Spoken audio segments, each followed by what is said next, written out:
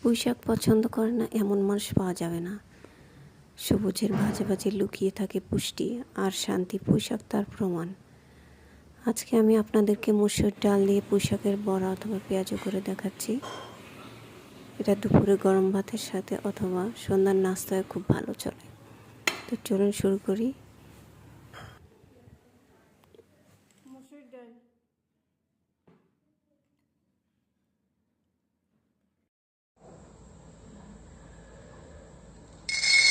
পুঁইশাকের বড়ার জন্য আমি প্রথমে নিয়েছি মসুর ডাল 1.5 কাপ।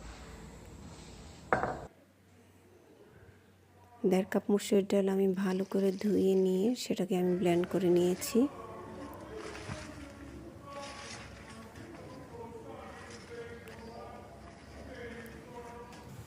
পুঁই পাতাগুলোকে আমি ভালো করে ধুয়ে নিয়েছি।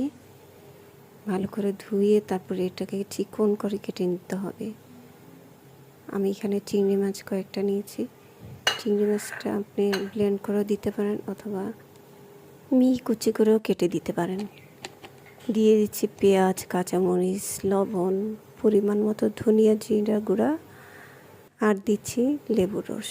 ডিম একটা দিচ্ছি, ময়দা দিচ্ছি পরিমাণ মতো, আমি এখানে 1 কাপ দিয়ে দিচ্ছি। তা আপনি হয়তো চাউলের গুঁড়া দিতে পারেন।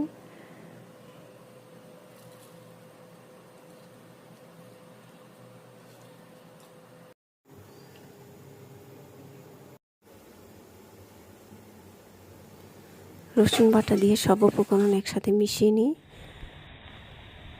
এখন আমি পেঁয়াজের মতো শেপ করে তেলে দিয়ে দিচ্ছি। মাঝারি আছে, এগুলি কিন্তু ভাজতে হবে।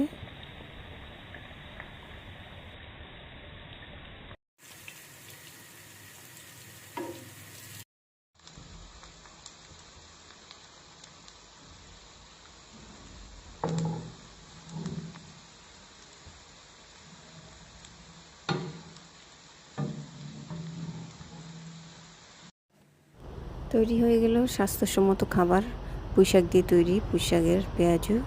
ধন্যবাদ সবাইকে।